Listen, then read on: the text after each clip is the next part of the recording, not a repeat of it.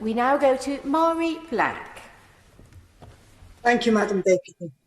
Where once the UK played a major role in essentially exporting homophobia around the world, over the last decade, I'm glad to say that we've actually had a relatively positive story to tell. I mean, the previous speakers have eloquently spoken of the progress that we have made, but this Pride Month, I think it's important for us to take a snapshot of what it is currently like to be LGBTQ in the UK. As we've already heard, there's evidence that we are more likely to self-harm, more likely to feel suicidal, more likely to have negative experiences in accessing healthcare, more likely to be the victim of a crime, and less likely to feel safe enough to report it to the police. So we know that there is no shortage of areas where we still have work to do. But if you are a trans person, you are even more likely to experience everything I've just listed and worse. And that's because over the last 5 years, there has been an organised and concerted international campaign against the trans community. And the UK is no exception. Where 40 years ago, the media, the religious right and the institutional powers would spread fear and distrust about homosexuals, today we're witnessing the same tactics being recycled and deployed against the trans community. And we know this because the ICR published a study just this year looking at the evolution of extremism in the first 100 days of the Biden administration.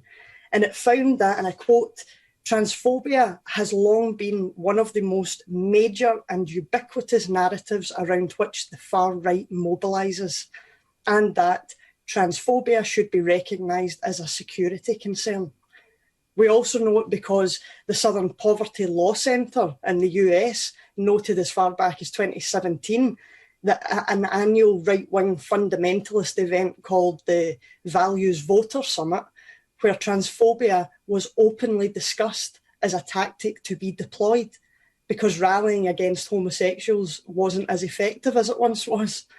In 2017, one of the far-right panellists said, and I quote, "Trans and gender identity are a tough sell, so focus on gender identity to divide and conquer."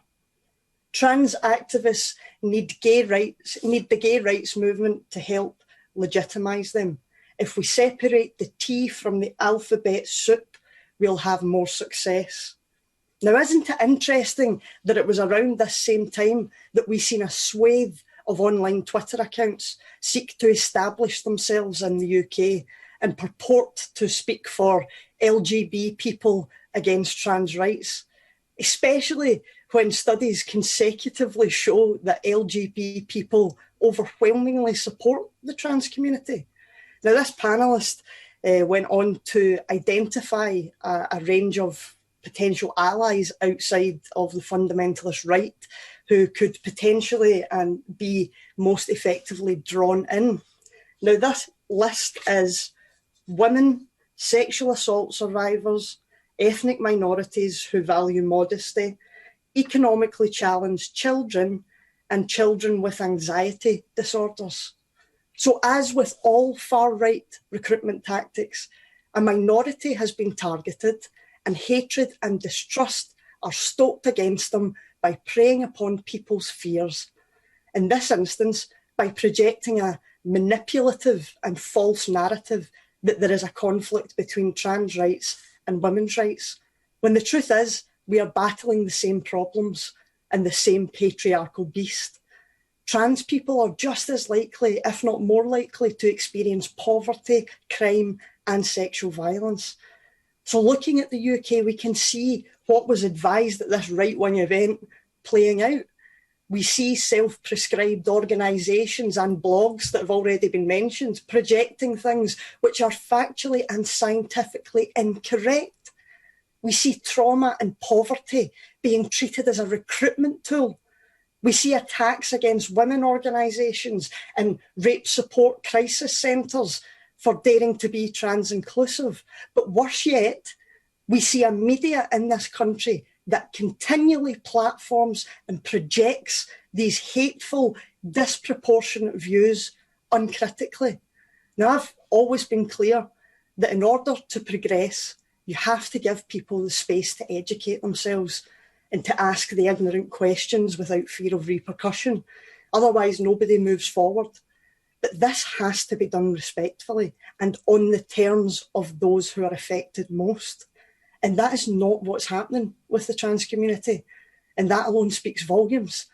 I mean, more personally, my office and I have been left in a position for years now where our workload has been increased, not just by world events, but not just my own distressed LGBT constituents getting in touch with me, but people from all across the UK who have contacted me because they're too frightened to contact their own MPs.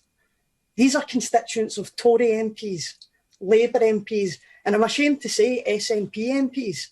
And I have ran out of excuses to give them because there are numerous parliamentary inquiries and reports which make clear the expert legal and medical advice and explain clearly what the lived experience and reality is for trans people. And it's there for anybody who wants to educate themselves on the matter. So be of no doubt, we are currently living within a moral panic right now, and it's being fanned by organised disinformation and online radicalisation. And if we, as legislators, capitulate to it, then all we do is send an international message that disinformation works. Now, my final remarks are to trans and queer people directly. This is an ugly and shameful time for all of us, but that shame is not yours to feel or yours to carry. In the same way that we teach young people about gay history now, and they're horrified when they hear of our past treatment, so too will future children when they find out how trans people were treated today. This will pass. And in the meantime, know that there are allies everywhere that are with you and are fighting for you publicly and behind the scenes. And like our community is so often having to tell people, we are going absolutely nowhere. In the demand letter that